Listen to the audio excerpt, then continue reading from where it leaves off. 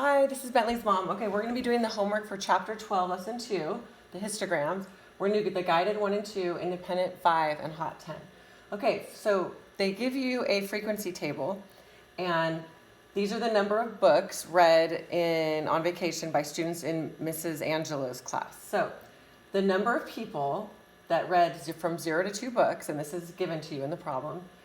Here's the tally. This is 5. You do 4, and then the slash makes 5, and that's 6. So 6 people read from 0 to 2 books. From 3 to 5 books, there were 10 people. From 6 to 8 books, there were 7. 9 to 11, there were 3. And 12 to 14, there were 4. Okay, and so what you do typically is if you record all the data, you'll have this big, list of numbers. And so this helps you, this frequency table helps you organize the numbers. And then when you kind of go through and count, this tally helps. So when you count one that's in this interval, you can mark it here. And then you can count the tallies up. And that just makes it so you don't count the data, twice or you miss something. Okay, now what we're going to do is take this frequency table and we're going to put it into a histogram. So the intervals go on the bottom, okay? This is the number of books.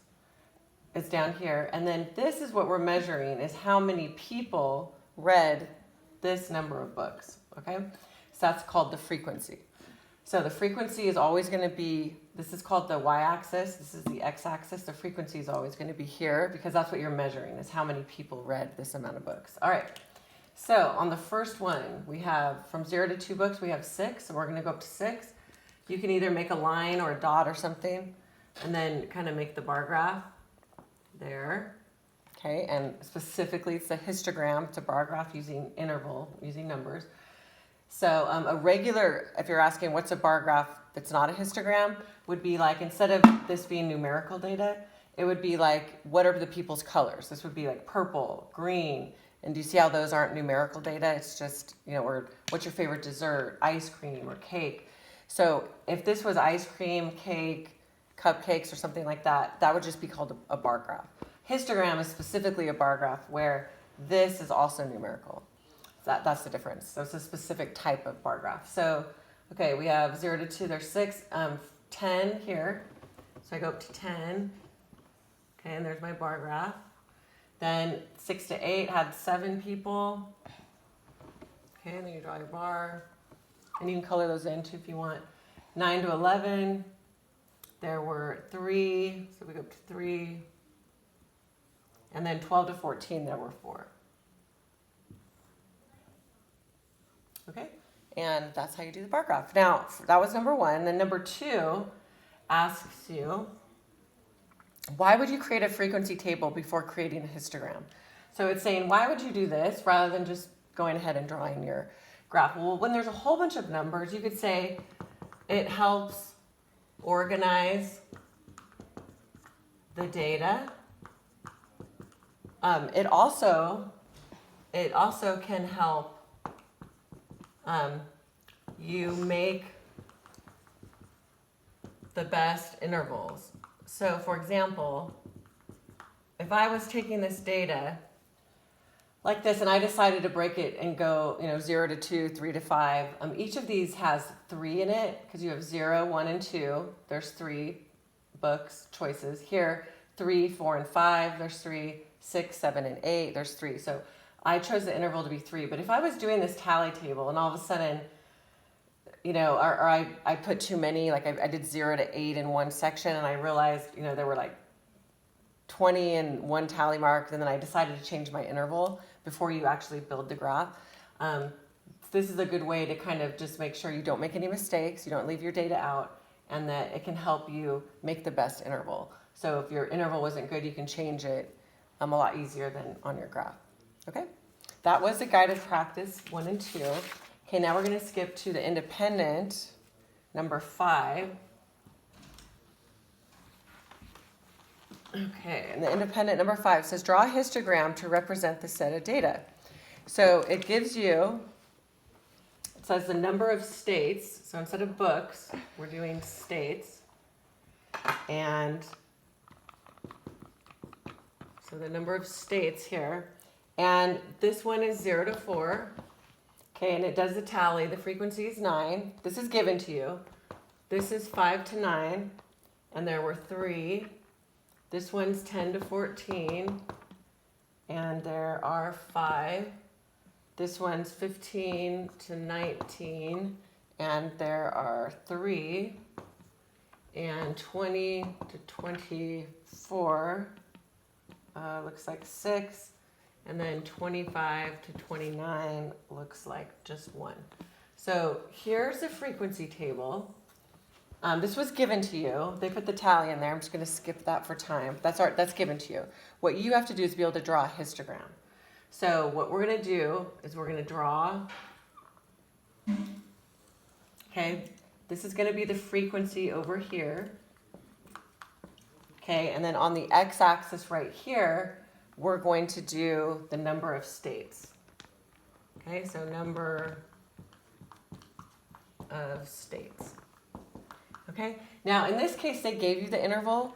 If you're just given a bunch of data, you have to just look at the data and decide what the interval is going to be. Are you going to go every 5 or every 10 or, every 2, put it in one interval.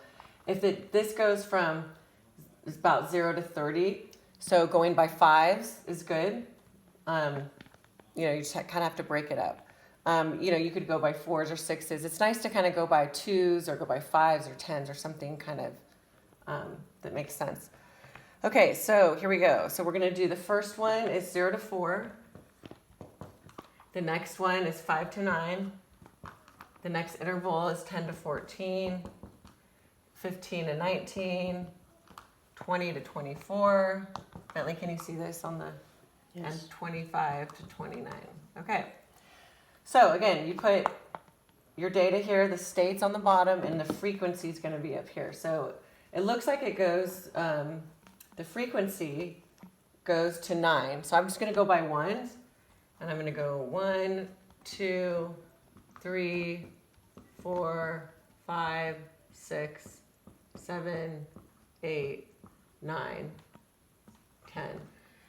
If the frequency, if you had numbers like 30 on here, you probably wouldn't go by 1s. You would want to go by 2s or 5s over here. So you can change. Now, the intervals can be different on your x and y axis, but the interval has to be the same here. So if you go by 1s, you can't all of a sudden go by 2s, and it has to be the same here.